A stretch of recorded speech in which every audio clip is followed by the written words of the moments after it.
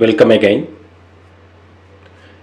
ఈ HTTP codes మనం previous క్లాసెస్లో నేర్చుకున్న ప్రతిసారి మనకు రెస్పాన్స్ అనేది మనకు 200, 201 ఇలా మనకు రెస్పాన్స్ అనేది వస్తుంది కదా. బేసిక్గా ఒక్కొక్క ఎర్రర్కు ఒక్కొక్క పర్పస్ ఉంటుంది కాబట్టి ఫస్ట్ ఆ యొక్క ఎర్రర్స్ వచ్చినాయి అంటే ఆ ఎర్రర్ చూసినప్పుడు మనం ఏం అర్థం చేసుకోవాలి, సో దాని యొక్క కంటెంట్ ఏముంది, దాని స్టేట్ ఆఫ్ వర్కింగ్ ఎలా ఉంది అనే విషయం గురించి ఈ వీడియోలో మీరు తెలుసుకోబోతున్నారు. సో 200 ఓకే అంటే 200 మనకు రెస్పాన్స్లో 200 ఓకే అంటే సక్సెస్ అయిందని మనం అర్థం చేసుకోవచ్చు. అంటే మన రిక్వెస్ట్ పంపించాము, అది ప్రాసెసింగ్ జరిగి రెస్పాన్స్ ఇవ్వడం జరిగింది, దట్ ఈస్ సక్సెస్ఫుల్లీ కంప్లీటెడ్. అది జరిగితే 200 ఓకే అనేది వస్తుంది. ఇది mind it. 201 created when resource is successfully created using the post or put request. ఎప్పుడైతే మనం డేటా అనేది ఇన్సర్ట్ చేస్తామో డేటాబేస్లో లేదా ఇప్పుడు ప్రొవైడర్ క్లాస్ సర్వర్లో ఎప్పుడైతే డేటాను మనం ఇన్సర్ట్ చేస్తామో అప్పుడు ఇన్సర్ట్ చేసి సక్సెస్ఫుల్ అయితే మాత్రం 201 క్రియేటెడ్ అంటుంది.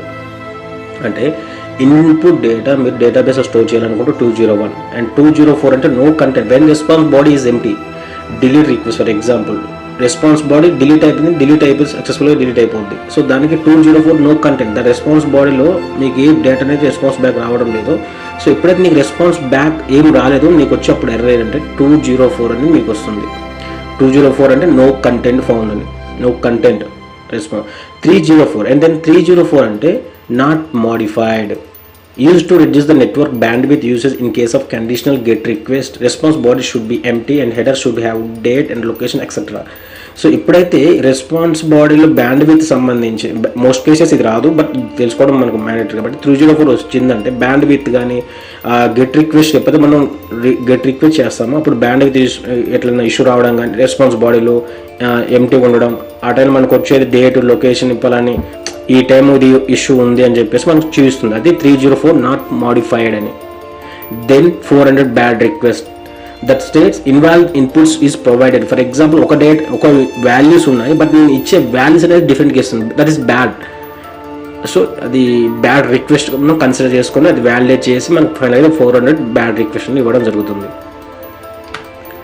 And 401 unauthorized user is giving invalid or wrong authentication. For example తను ఇస్తున్నాడు యూజర్ నేమ్ అండ్ పాస్వర్డ్ ఇస్తున్నాడు, బట్ ఏంటంటే కరెక్ట్ ఇవ్వట్లేదు. కరెక్ట్ ఇవ్వకపోవడం వల్ల మనకు వచ్చేది ఏంటి అంటే 401 దట్ ఈస్ అన్ఆథరైజ్డ్ అని వస్తుంది.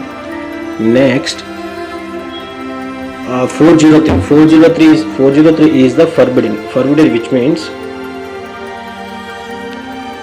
the states the user is not having the access the method. ఎప్పుడైతే మెథడ్ యాక్సెస్ చేయడానికి సరైన రైట్స్ ఉన్నాయో, ఎప్పుడైతే నాకు ఒక అడ్మిన్ రైట్స్ ఉన్నాయి, అడ్మిన్ రైట్స్ని ఆ యొక్క స్పెసిఫిక్ మెథడ్ని యాక్సెస్ చేసుకుందాం అనుకుంటున్నాను, అప్పుడు ఇక్కడ నాకు అడ్మిన్స్ రైట్స్ లేవు అనుకోండి, అప్పుడు నాకు వచ్చే ఎర్రర్ ఏంటంటే నేను ఫర్బిడెన్ అని వస్తుంది అనమాట. నెక్స్ట్ 404 అంటే not found the state that method is not available.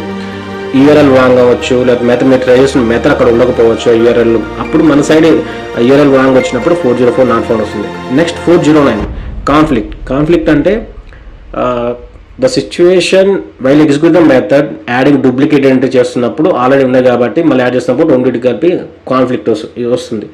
500 internal server అంటే server has throw some exception while executing the method. Specific method execute చేస్తున్నప్పుడు వచ్చే మెథడ్ ఎప్పుడైతే ఆ మెథడ్ ఎగ్జిక్యూట్ చేస్తున్నామో ఆ మెథడ్ పర్ఫెక్ట్గా ఎగ్జిక్యూట్ అవ్వకపోవడం వల్ల ఏదో ఇష్యూ ఉండడం వల్ల మనకు వచ్చేటప్పుడు ఇంటర్నల్ సర్వర్ ఎర్రర్ అనేది వస్తుంది.